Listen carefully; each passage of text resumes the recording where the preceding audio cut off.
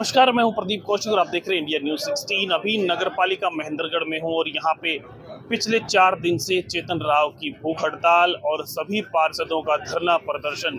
कारण विकास महेंद्रगढ़ में नहीं होना। पिछले लंबे समय से विकास कार्य शहर में नहीं हुए हैं, जिसको लेके सभी पार्षद, चेयरमैन, उप प्रधान धरने पे बैठे हैं। और एक पार्षद पति चेतन राव, जिसकी लगातार वीडियोज हम आपको दिखा रहे हैं, वो भूख हड़ताल पे 3 दिन से हैं। आज चौथा दिन है और 4 दिन लगातार भूखे रहने के बाद हालात कैसे होते हैं वो आप भी जान सकते हैं। अभी आज की अगर बात करें, नई अपडेट है। आज रमेश सैनी, चेयरमैन नगर पालिका महेंद्रगढ़, भी भूख हड़ताल पे यहाँ पे हैं। तो इनसे बातचीत करेंगे कि पिछले 4 दिन का क्या हाल रहा है, किस प्रकार से किसी राजनीतिक व्यक्ति ने, किसी नेता ने, किसी प्रशासनिक अधिकारी ने इनकी पूछताछ की या नहीं, क्या कारण चल रहा है, कहीं कोई आने वाले समय में काम होने की आशंका है या नहीं। तो चेयरमैन साहब बैठे हैं, सभी पार्षद यहाँ बैठे हैं। बारिश की वजह से अभी ये सेटअप जो है दोबारा से किया जा रहा है, क्योंकि रात को बहुत तेज बारिश हुई है। चेयरमैन साहब से बात करते हैं। जी नमस्कार सर। जी जी जी प्रदीप, बहुत बढ़िया। तो आज आप भूख हड़ताल पे हैं? हाँ, हमने अब ये क्या है कि जब इस बारी बार से एक एक दिन सभी पार्षद भूख हड़ताल पे चेतन भाई का साथ देंगे।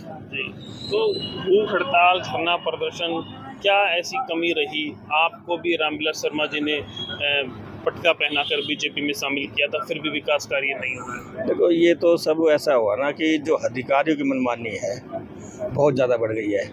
अधिकारियों के ऊपर सरकार का मेरे को लगता है कोई दबाव नहीं है। सरकार को अगर हम जैसे चेयरमैन है, पूरी सरकार मतलब तो शहरी सरकार धरने में बैठी है, इसको मैं कहता हूँ तुरंत संज्ञान में लेना चाहिए। क्योंकि हमने तो पहले अल्टीमेटम दिया था, अल्टीमेटम देते टाइम उसी से हमें सरकार को संज्ञान में ले लेना चाहिए यार कि भाई ये क्यों बैठ रहे हैं। लेकिन आज 4 दिन होने के बावजूद भी एक हमारा साथी चेतन यादव है, वो 4 दिन से बिल्कुल भूखा प्यासा या दर्द में बैठा है। उसके हालात दिन प्रतिदिन उसके बिगड़ते जा रहे हैं। और सरकार अभी 4 दिनों के होने के बाद भी अभी तक किसी भी सरकार के आदमी ने, किसी प्रशासनिक अधिकारी ने यहाँ आकर किसी के बारे में कोई हालचाल पूछा नहीं है, या कोई कार्य, कोई प्रगति के बारे में कोई आश्वासन किसी तरह कुछ नहीं दिया है।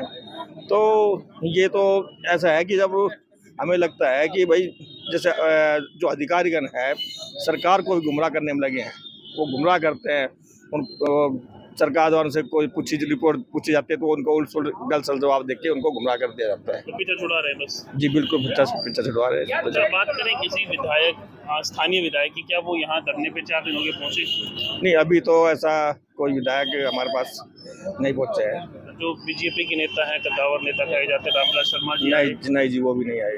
अच्छा, तो मतलब नेता नहीं आए हैं, जो लोकल व्यक्ति है वही समर्थन दे रहे हैं? जी, नेता तो ये है अदर पार्टी के नेता, जैसे इन लोग सुरेंद्र कौर सिंह जी या पार्टी के मनीष यादव जी, इन्होंने आके समर्थन दिया है। कंवर सिंह जी भी आए थे, उन्होंने फोन भी किए थे। कंवर सिंह जी भी आए थे, उन्होंने डायरेक्टर साहब से फ़ोन किया था और उनसे कहा था कि हमारे शहर का हालात ख़राब है, तो आप इसमें रुचि लेकर आप डायरेक्टर होने के चाहते हैं, आप जल्द से जल्द काम शुरुआत करवाएं। उन्होंने कहा तो ये फ़ोन किया था। अधिकारी मान रहे, किसकी कमी मानते हैं? अधिकारी क्यों नहीं मान रहे? सरकार विफल है, सीएम साहब काम नहीं कर रहे, या स्थानीय लोगों की कमी है, स्थानीय नेताओं की कमी है? नहीं, मेरा तो ये कहना है कि जो सरकार द्वारा जो पहले चेयरमैन की पावर होती थी ना, वो उसको ख़त्म करने से ये बिल्कुल उस वजह से हालात बिगड़े हैं। सरकार के ऊपर चेयरमैन, प्रधान का कोई जो इनके ऊपर जो अधिकारी के ऊपर कोई लगाम लगाने के लिए कोई ऐसी कोई पावर नहीं दी है कि वो उससे डरे। जब डर नहीं है तो वो काम क्यों करेंगे? वो अपनी मर्जी से काम करते हैं, अपनी मर्जी से आना जाना करना, सबको आए तो आए, ना आए तो ना आए, क्योंकि प्रधान के पास कुछ छोड़ा ही नहीं है। तो चेयरमैन को काम करने के लिए, करवाने के लिए कोई साइन की आवश्यकता है ही नहीं चाहिए? कोई हमें तो बस इतना रखा है कि हमें तो कमेटियाँ बना दी है कि उन कमेटियों में पास कर दो, अधिकार दे दो। हम तो हमारा तो काम है कमेटी बना के हमने जो प्रस्ताव पास कर दिए, हमारा काम है। आगे तो अधिकारियों करना है। अब अधिकारियों के ऊपर काम करने के लिए किसी का कोई दबाव भी नहीं है, सरकार का दबाव होता नहीं है नहीं आज के दिन। वो तो खुले तौर पे कहते हैं, अधिकारी हमारे यहाँ के अधिकारी खुले तौर पे कहते हैं हम काम नहीं करेंगे। नहीं करेंगे, बिल्कुल कैमरे के सामने कहते हैं। अच्छा जी। दो साल में जेई सेक्रेटरी बदले भी गए होंगे, तो क्या आप पिछले वालों ने भी काम नहीं किया, कि आने वालों ने भी काम नहीं किया? लेकिन जो कुछ समय तो ऐसा रहा कि हमारे पास कुछ अधिकारी आए नहीं आए चले गए, लेकिन बीच में कुछ समय ऐसा आया कि वो 2-3 महीने का समय ऐसा आया कि हमारे पास अधिकारी उपलब्ध रहे, तो उस समय उन्होंने अपनी प्रक्रिया को शुरू किया था। उन्होंने काफ़ी प्रक्रिया को आगे बढ़ाने की कोशिश की थी, लेकिन इस दौरान हमारे जो पिछले जेई थे उन्होंने एनडीसी में कोई भ्रष्टाचार करने की वजह से उन अधिकारियों के ऊपर वो केस दर्ज हो गया और वो एक सेक्रेटरी जेल चला गया, एमए अपना ट्रांसफर चला गया और जेई रह गया। तो उस वजह से वो काम जो उन्होंने स्टार्ट किए थे वो अधूरे रह गए और उसके बाद जो नए आने वाले जो अधिकारी उन्होंने आगे उन कामों को आगे ही नहीं बढ़ाया, जो उन्होंने उनकी फाइलें नहीं खोल ली। और वो जो अधिकार नहीं खोलने के बाद अब हम उनको 6 महीने जो वर्तमान अधिकारी उनको 6 महीने यहाँ हो गए हैं। हम 6 महीने से लगातार इनका पीछा कर रहे हैं, पूरा हाउस इनको हर तरह की हमने अपनी शिकायतें नीचे से लेकर ऊपर तक सब जगह कर चुके हैं कि भाई अधिकारी काम नहीं कर रहे हैं, लिखित में कर चुके हैं। किस को दी हमने तो डीएमसी को तो हमने 50 बार कह दिया कि हमारे यहाँ हम डायरेक्टर उदय आए, हम खुद पर्सनल तौर पर सीएम से को लिख के 2 बार उनके आवास में दे के आ चुका हूँ और तो उनके बाद भी कोई हमें तो कोई कार्रवाई नहीं करनी है। अभी 4 दिन भूख हड़ताल पर के बाद भी कोई कार्रवाई नहीं, अभी तक तो कोई नजर नहीं आ रहा। कल मेरे पास डीएमसी का फोन आया था जी आप रात को कि भाई आप ये हड़ताल कर रहे हो कैसे हटाओगे। मैंने कहा ये काम करवाओ आप, विकास के कार्य वही है और हम क्या डीएमसी साहब पहले दिन डीएमसी यहाँ आए तो उन्होंने कहा जी हम जो काम आप मांग रहे हो उसका एक टेंडर लगने में 1 महीना लगेगा।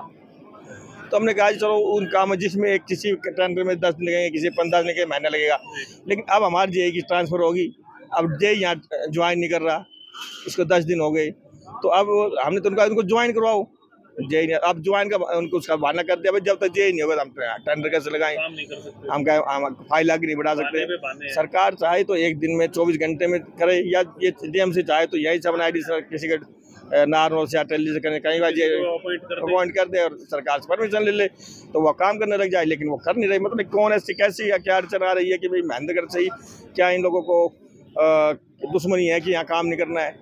मेन बात है कि अधिकारियों की इच्छा नहीं है काम करने की, बिल्कुल किसी तरह के अधिकारी कोई इच्छा नहीं है, नेताओं का ऊपर से डर नहीं है। नेताओं का ऐसा है कि नेताओं या यहाँ तक पूरी सरकार का भी इनके ऊपर कोई असर नहीं है। सरकार ने घटा दिया बिल्कुल और चेयरमैन को तो ऐसी कोई पावर भी नहीं दी कि वो अपने स्तर पे चलो ये कहते कि 20, 30, 50 हज़ार लाख 2 लाख जैसी कोई पावर देते कि वो कम से कम अपनी जेब से भाई हमने कोई लाइट लगवा दे, खड्डे भरवा दे, क्या कुछ बगैर अधिकारियों की परमिशन। अब तो हमें 1 रुपया खर्च करना तो अधिकारियों पर डिपेंड कर दिया, उनके मुंह की तरफ देखना पड़ता है, उनसे कहना पड़ता है, उनसे रिक्वेस्ट करना पड़ता है। अच्छा लाइटें भी आई थी वो कहता 400 की लाइट 2400 की है नहीं, उस वैसे मैं भी ये नहीं कह सकता कि वो 400 की लाइट 2400 पहले वो तो बिल मैंने अभी देखा नहीं है और कौन सी लाइट कितने की है, लेकिन ये तो ये है कि भाई कहीं ना कहीं जहाँ तक मैं समझता हूँ जो लाइटें आई है उन लाइटों को एक बहादुरगढ़ की कंपनी को यहाँ पूरे हरियाणा सरकार की तरफ से ठेका दिया हुआ है कि वो वहाँ से मंगानी है। लेकिन मेरा मानना है कि एक लाइट जैसी छोटी चीज़ को जो डेली यूज होते हैं उसको किसी हम बाहर की एजेंसी को ठेका दिया ऐसा